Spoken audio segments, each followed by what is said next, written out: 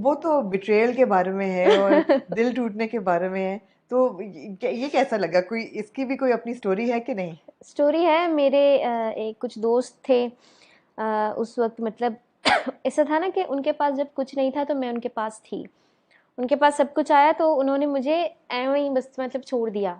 ऐसा था, ये मेरी अपनी खुद की स्टोरी है। पहले ऐसा था कि कुछ जो मेरे दोस्त थे उनसे लड़ाई वगैरह हो गई थी, तो वो जो मेरा दोस्त था तो उन्होंने जैसे कि वो मेरे फेवर में था, लेकिन पता नहीं उनको उनको अचानक क्या हो गया, उनके फेवर में चले गए और मतलब उनसे दोस्ती कर ली। जो मेरे मतलब वो बोलते हैं ना, हम्म। दोस्त बने दुश्मन, दुश्मन भी हम्म। दोस्त। तो वो जो जिनसे मेरी लड़ाई थी वो मेरे दोस्त बन गए। हम्म। ठीक है। और जिससे मेरी क्लोज फ्रेंडशिप थी उसने मुझे छोड़ दिया और हम्म। फिर दूसरों का दोस्त बन गया। तो इस बारे में मैंने पूरा लिखा, हालांकि मैंने उसको साथ भी दिया। और मैं मतलब अब मैं क्या बोलूँ, एक मतलब एक बड़ी सी स्टोरी है। हाँ। मतलब उसके लिए मैंने लिखा हाँ। था जब मैंने गाना सुना। तो अच्छा, वो खुद छोड़ गया था, जैसे कि मुझे एक फ्रेंड था मेरा, हम्म।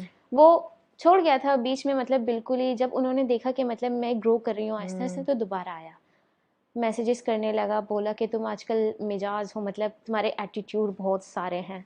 तो मैंने ये सब लिखा कि उसने ऐसे ऐसे बोला, उसने ऐसा ऐसा बोला है, तो इस बारे में लिरिक्स में डाल दिया था। फिर। बहुत अच्छा किया, बहुत अच्छा किया।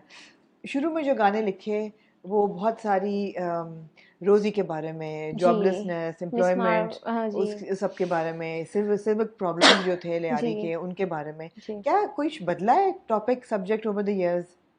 आप जब खुद लिखते हो जी। तो जो पहले जिन चीज़ों पे लिखते थे, क्या वो चीज़ें अभी भी एग्जिस्ट आपकी ज़िंदगी में, बिल्कुल करती उतनी ही हैं। इम्पोर्टेंस रखती हैं या बदली हैं चीज़ें? बिल्कुल भी बहुत करती हैं, मतलब बहुत इम्पोर्टेंस रखती हैं। बदली कुछ भी नहीं है हम्म। चीज़ें। मैंने आपको बोला ना कि मैं अब उन गानों को इस तरह बनाऊंगी कि लोग इसको एंजॉय भी करें हम्म। और उसको समझें भी। हम्म। तो मेरी कोशिश अपने लिरिक्स में ये है कि मैं अभी देखें, ओल्ड स्कूल टाइप बीट में हम लोग रिवोल्यूशनरी ट्रैक्स बना सकते हैं, लेकिन मैं उस रिवोल्यूशनरी जो ट्रैक है उसको फंकी टाइप बना रही हूँ, हम्म। ताकि लोग मतलब बार बार उसको सुने। बिल्कुल। तो बिल्कुल भी चेंज नहीं आएगा, कभी भी चेंज नहीं आएगा, जब तक माशरे में चेंज नहीं आएगा मेरे लिरिक्स वैसे ही रहेंगे। हम्म। मेरे हमेशा से जैसे थे वैसे ही रहेंगे, हम्म। रिवोल्यूशनरी ट्रैक्स होंगे। जब तक माशरा वैसा के वैसा ही, मैं उसको जैसा देखूंगी मैं उसको वैसे ही लिरिक्स लिखूंगी। आपने सोचा है कि बदला है माशरा इतने सालों में?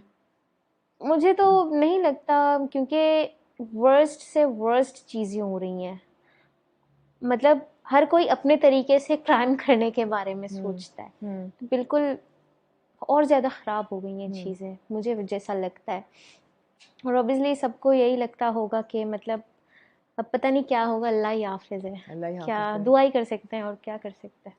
इवा रोजी आपका एक अर्लियर सिंगल था, एक ट्रैक हुँ। था जो कि ऑफ कोर्स ज़बरदस्त गाना है, लेकिन फिर वो पहुंच गया मिस मार्वल में। हाँ, मिस मार्वल।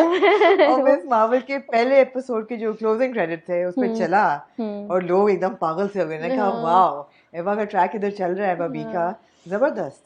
तो ये कैसे हुआ? जी, तो मिस मार्वल का ये सीन था कि अचानक से वो भी कोक स्टूडियो की तरह हो गया। फोन किसका आया? फ़ोन किसका आया? असल में मैंने देखा कि पीछे हट वग़ैरह इनकी प्रमोशन हो रही है ना, कि मतलब मिस मार्वल में ये पीछे हट आएगा और बहुत सारे गाने आने वाले हैं। तो उसमें भी मेरी ख़्वाहिश थी कि मेरा भी शायद गाना होता इसमें, हाँ। कना यारी ही चला जाता। तो जिंजर शंकर एक लॉस एंजलिस के प्रोड्यूसर हैं, उनसे मेरी काफ़ी सलाम दुआ है। हमने ये वाला गाना पहले से तैयार रखा था कि हम इसको दोबारा जो है रीमेक करके, इसकी वीडियो बना के, इसको शूट करके रोजी का। जी, रोज़ी हम्म। का, उसको हम लोग अपने यूट्यूब चैनल पे डालेंगे। तो प्रोसेस चल रहा था, तो अचानक से जिंजर का मैसेज आया कि मिस मार्वल ये ट्रैक मांग रही है। तो मैं खुश हो गई, मैंने कहा यार ये तो बहुत अच्छी बात है। तो उन्होंने बोला 1 हफ्ते बाद ये गाना रिलीज़ हो जाएगा फर्स्ट एपिसोड में। तो मैंने कहा यार मैं मतलब मेरी दुआ इतनी जल्दी कबूल हो जाती है, हाँ। मतलब मैं अल्लाह को इतनी पसंद हूँ।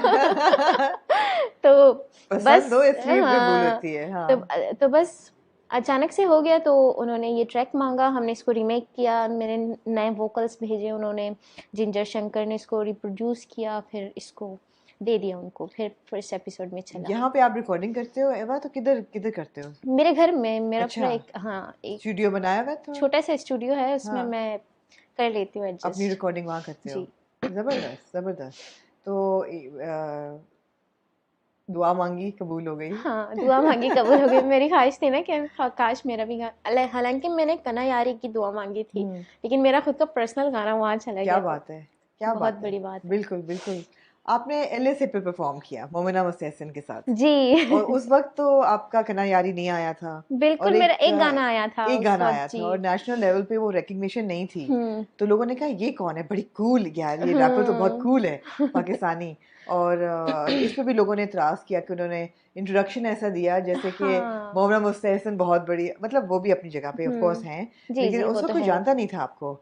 नर्वसनेस थी उस वक्त इतने बड़े स्टेज पे जाने के लिए, या बहुत एक्साइटमेंट थी? ज्यादा, मतलब सारे जो है वो सिंगर सेलिब्रिटीज़ मेरे सामने थे, जैसे आतिफ असलम भाई हो गए, अली ज़फ़र हो गए, बहुत सारे, मतलब मीशा शफ़ी हो गई, और माहिरा ख़ान जी, वो सब सामने बैठे हुए थे, और मैं ऐसे बिल्कुल वो लरज रही थी कांप ना, रही थी, लेकिन हाँ। मैंने कहा यार लरजना नहीं है, हाँ।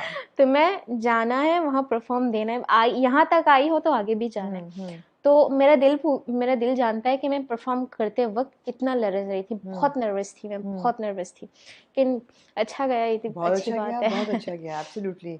बड़ा वो एक लोगों ने नोटिस किया है ना, नोटिस लोगों किया, ने कहा कि हाँ। ये कौन है, तो ये हम्म। बड़ा एक मोमेंट था। हम्म। ज़्यादा सुनना चाहते थे, एब्सोल्युटली।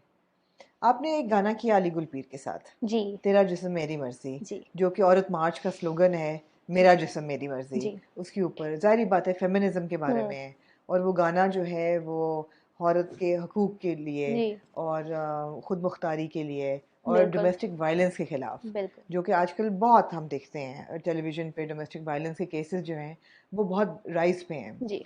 और फेमिनिज्म की एक बहुत ज़रूरत है।